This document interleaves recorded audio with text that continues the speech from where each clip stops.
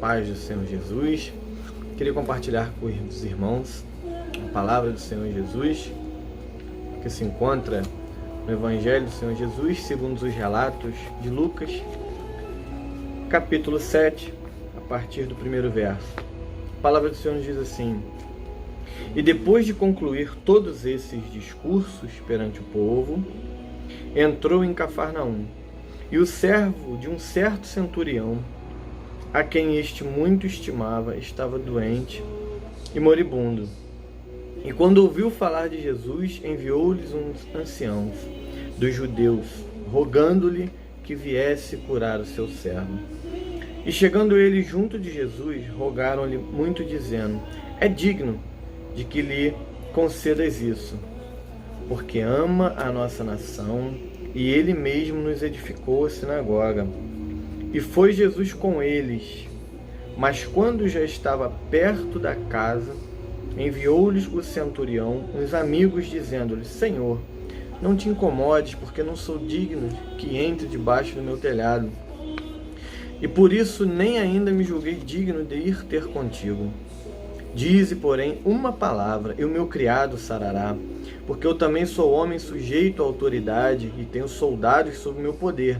E digo a este: vai, e ele vai, e ao outro: vem, e ele vem. E ao meu servo: faze isto, e ele faz. E ouvindo isso, Jesus maravilhou-se dele, e voltando-se, disse à multidão que o seguia: Digo-vos que nem ainda em Israel tenho achado tanta fé. Voltando para casa, os que foram enviados acharam são o servo enfermo. Irmãos, os milagres do Senhor Jesus nos revelam muitas coisas a respeito de nós, a respeito de Jesus.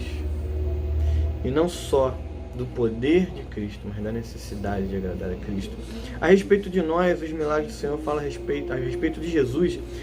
Ele fala a respeito da sua obra, a respeito do seu reino, a respeito da sua pessoa, de quem ele é, da sua autoridade, o que ele veio fazer, o que ele pode fazer. A respeito de nós, da nossa condição humana, da nossa situação espiritual, da experiência da fé na mensagem de Cristo. E eles nos revelam que muitas vezes os milagres não acontecem por problemas em nós e não em Cristo. Não é porque Deus não tem poder, porque Ele não quer fazer ou não pode fazer, mas a respeito de nós. Um exemplo disso foi o exemplo da mulher do fluxo de sangue. A multidão apertava o Senhor Jesus, muitos ali querendo milagres, querendo ser abençoados, mas somente uma tocou de maneira diferente, que de maneira tal que saiu virtude do Senhor, e aquela mulher ali foi curada.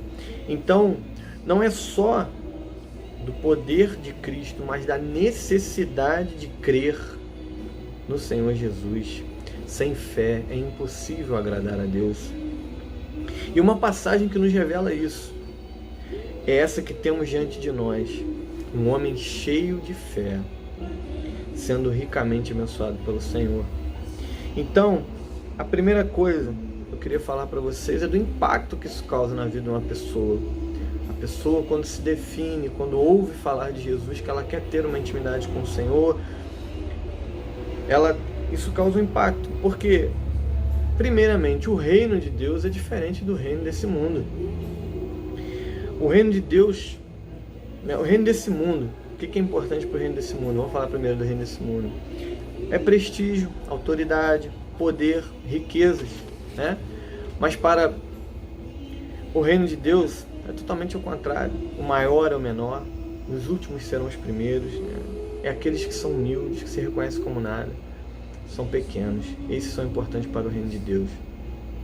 O Sermão do Monte, Mateus 5, né, nos fala muito sobre isso. Que esse evento foi justamente anterior, cronologicamente, a esse que aconteceu do centurião. A palavra do Senhor nos diz que bem-aventurados os pobres de espírito, porque deles é o reino dos céus. Os que choram, porque serão consolados. Os mansos, que herdarão a terra. Os que têm fome e sede de justiça, porque eles serão fartos. Bem-aventurados os misericordiosos, porque alcançarão misericórdia. os limpos de coração, porque verão a Deus, os pacificadores, que serão chamados filhos de Deus, e os que sofrem perseguição por causa da justiça, porque deles é o reino dos céus. Porque deles é o reino dos céus. Bem-aventurados sois vós, quando vos injuriarem e perseguirem, mentindo, disserem todo mal contra vós por minha causa. Então o reino de Deus é diferente, né? Que nós acabamos de ver aqui. E aqui nós vemos a experiência desse centurião, um homem importante, um homem de autoridade, um homem de poder, mas que já tinha sido impactado pela mensagem do Senhor Jesus, já tinha ouvido falar de Jesus. E nós vemos que esse homem é importante aos olhos do mundo, mas ele teve uma humildade e uma fé sem tamanho, que agradou o Senhor Jesus, né? E a fé vem pelo ouvir a palavra de Deus. Jesus é a palavra de Deus.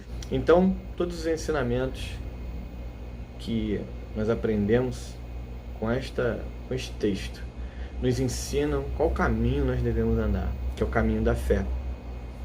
Nós vemos na exposição desse texto que nós detectamos algumas coisas, como o problema, né? Nós vemos o problema, que era o servo estimado morrendo. Nós vemos uma atitude que o centurião tomou. Nós vemos que ele não era digno. Nós vamos ver isso. Que nós temos que tomar posse da fé, que nós devemos exercer a fé, devemos confiar em Jesus e ter o benefício disso tudo. Então, primeiramente, nós vamos falar do problema. Quantos problemas nós temos, né? Muitos.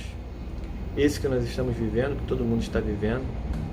Problema de enfermidade, de falta de emprego, de falta de emprego que está sendo causado, de um problema, um impacto grande na economia e tantas outras coisas. Tudo isso que nós estamos vivendo. E outros problemas. A pessoa estimada, doente, morrendo. Essa pessoa pode ser um familiar seu, pode ser alguém da sua família, pode ser você. Por quê? Porque lá no texto de Mateus 8, o correlato é esse, diz que o servo estava paralítico, moribundo, estava morrendo. Esse servo paralítico, quem somos nós às vezes? Quem não tem alguém que nós estimamos que está morrendo? Senão às vezes pode ser a nossa própria alma que está morrendo. Esse servo paralítico pode ser a nossa alma que está morrendo, que ela está enferma, que ela está precisando de ter fé, ela precisa de ter um socorro. E ali o centurião com poder, com riquezas, um homem importante, ele não tinha ninguém para o ajudar naquela situação. Irmãos, Jesus é o único que pode te ajudar em qualquer situação. Ele é o único que pode te dar vitória.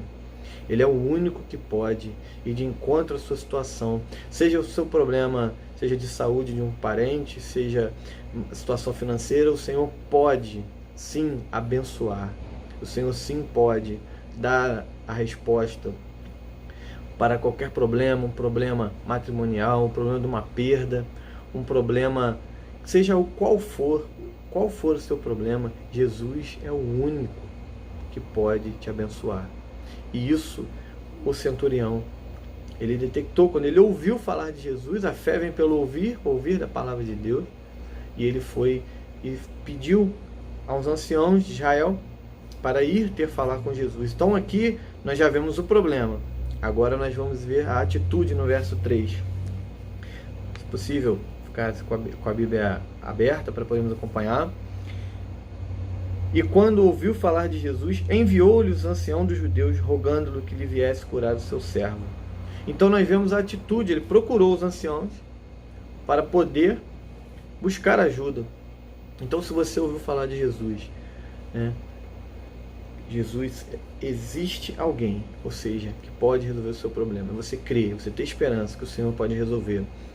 Você ouviu falar de Jesus, qual a atitude que você tomou? Qual a atitude? Você pode procurar o Senhor para qualquer necessidade, pela menor que seja. A palavra diz que nós devemos abrir, bater, insistir, procurar, e Ele responderá. A palavra em Mateus 7, do versículo 7 a 8, diz assim: Pedi e vos será concedido, buscai e encontrareis, batei e a porta será aberta para vós, pois todo o que pede recebe, e o que busca encontra, e quem bate se lhe abrirá. Irmãos, quando ouvimos a palavra de Deus a falar de Jesus, nós devemos tomar atitudes, nós devemos falar atitudes, devemos tomar atitudes, né? Buscar ajuda de Jesus. Ele é o único, não existe outro, somente o Senhor Jesus. Ter fé, aplicar a palavra, deixar ser transformado. Nós vimos o exemplo do Sermão da Montanha que nós falamos aqui, né? O Sermão da Montanha, muitos acham que você fazendo aquilo ali, você vai ser um cristão, quando na verdade você só consegue fazer aquilo depois que é transformado por Jesus. Você só faz aquilo depois que é transformado por Jesus. Nem eu e nem você, através das nossas forças, da nossa razão, do nosso esforço humano, nós vamos conseguir executar aquilo. É somente sendo transformado pelo Senhor Jesus. Por quê? Já vem justamente o terceiro passo agora, porque nós não somos dignos. O verso 6 e o verso 7 nos mostram que Jesus, na verdade no verso 5, né, eles falam assim com Jesus: porque ama a nossa nação, ele mesmo nos edificou uma sinagoga. Irmãos, é o que eu estou falando. Nós não podemos fazer nada para nossas forças. Os anciãos judeus achavam que ele era digno porque amava o povo, tendo construído uma sinagoga. Nós não podemos fazer nada. Nossas obras, elas não querem dizer nada a nosso respeito. Somente aquilo que deixamos ser transformado pelo Senhor Jesus. A obra, a fé sem obras, ela realmente é morta. Nós precisamos sim ajudar as pessoas a realizar aquilo que o Senhor tem colocado na sua palavra e ajudar. Nós precisamos fazer, a igreja precisa fazer isso, porque isso indica uma transformação que só vem de Jesus. Porque nem você, às vezes, vamos ter condições ou querer ajudar com aquilo que nós temos. Isso é muito bom, mas nós precisamos fazer isso, não porque tem que fazer, mas quando Jesus entra na nossa vida e nos transforma, nós temos um entendimento que nós precisamos fazer, porque nós temos o quê? Compaixão, nós sentimos a dor do outro, e isso é que é importante para o Senhor Jesus. Não é fazer porque mandou, mas é fazer porque fomos transformados. E isso é maravilhoso nas nossas vidas. Então, edificou a sinagoga, né? A palavra do Senhor nos diz em Isaías 66, do verso 1 e 2: assim diz o Senhor: o céu é o meu trono, e a terra o escabelo dos meus pés. Que casa me edificareis vós, e qual seria o lugar do meu descanso? Porque a minha mão fez todas essas coisas, e assim todas elas foram feitas, diz o Senhor.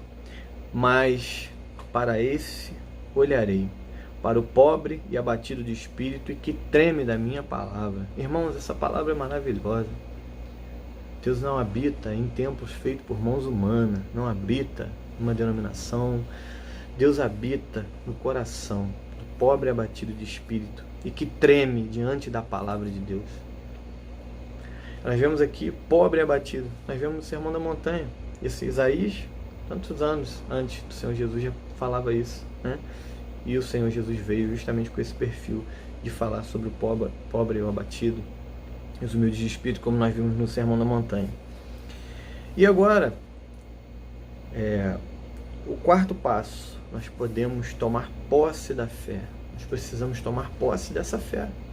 Nós fomos transformados, fomos tocados pelo Senhor Jesus, confiar nele, e agora tomar posse nessa fé. A palavra em 1 João 5, no verso 4 e 5, diz assim: porque todo que é nascido de Deus vence o mundo, e esta vitória que vence o mundo, a nossa fé. Quem é o que vence o mundo, senão aquele que crê ser Jesus, o Filho de Deus? Para você, Jesus é o carpinteiro, é o bebê Jesus que nasceu em Belém, é o Jesus da religião, ou é aquele que tem poder para modificar a tua história, modificar a minha história? Jesus, ele é o único que pode mudar a minha história e a sua história. É o único que pode operar. é o único que pode transformar a vida do homem, né? Então, o quinto passo, nós devemos exercer a fé. No verso 7, a parte B, diz assim, no verso 7, parte B diz assim: dize, porém, uma palavra, e o meu criado sarará. Irmãos, basta uma palavra do Senhor Jesus, e todo mal se vai, toda angústia, todo sofrimento. O Senhor Jesus, Ele tem o melhor para nossas vidas. Isso não significa que nós vamos passar por dificuldades na vida. Sim, nós vamos passar. O livro de Eclesiastes, ele é bem claro quanto a isso. Vamos ter sim problemas, dificuldades na nossa vida. Isso faz parte da vida do homem, da vida humana.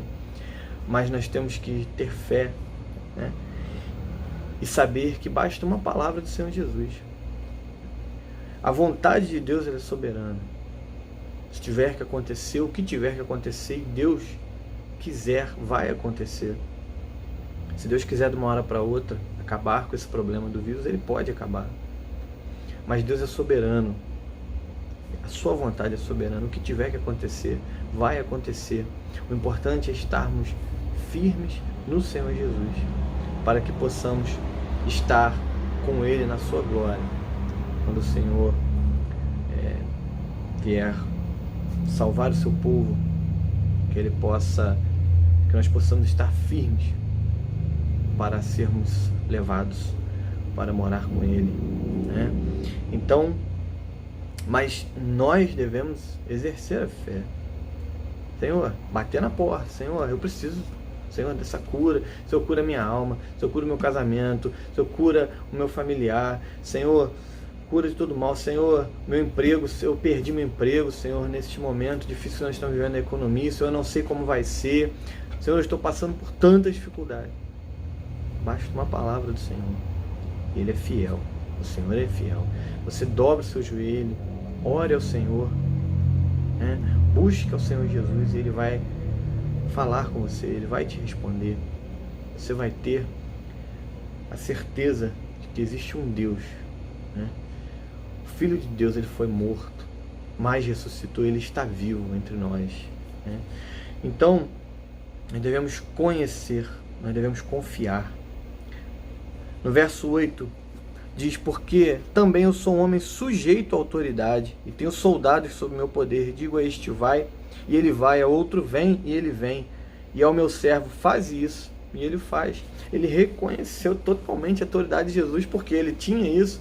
Então ele ouviu falar de Jesus, viu da autoridade de Jesus, né? Falou: basta uma palavra de Jesus que o Senhor pode ir, pode enviar um anjo, pode fazer o que for, através da sua palavra, o Senhor pode exercer a cura de onde estiver.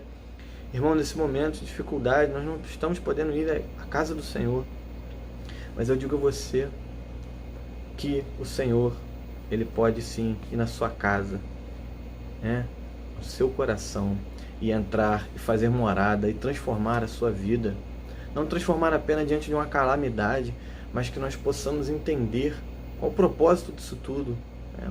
Para nos aproximarmos diante do Senhor cada vez mais, e saber que só existe a economia entrando em colapso, a humanidade toda desesperada, mas o Senhor Jesus, aquele que crê no Senhor Jesus, aquele que confia no Senhor Jesus, aquele que descansa no Senhor Jesus, sabe que pode contar com Ele, contar que a qualquer momento, através de uma palavra, através de um gesto, através de uma ação, o Senhor pode enviar o socorro, pode enviar a vitória, né?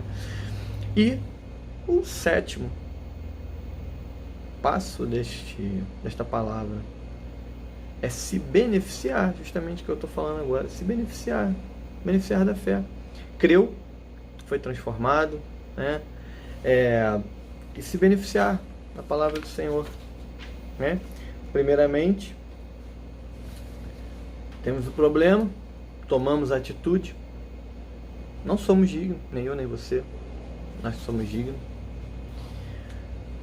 Nós temos que tomar posse da fé, exercer a fé, confiar em Jesus, saber que Ele é poderoso, quem Ele é, a autoridade que Ele é, não há outro nome ao qual devemos ser salvos. E no último, se beneficiar disso tudo, da fé. Jesus se agradou, o servo foi curado. Aquele homem não achava que ele era digno, em momento algum. Ele não foi ter até com Jesus, porque ele não se achava digno. Não deixou Jesus entrar em sua casa, porque ele não se achava digno. Os anciãos ali, a religião, a razão do homem, às vezes, pode achar que é digno por fazer alguma coisa, fazer obras, fazer tantas coisas, e achar que é digno. Mas nós não somos nada, nós não temos nada, nós não somos dignos de estar diante de Deus.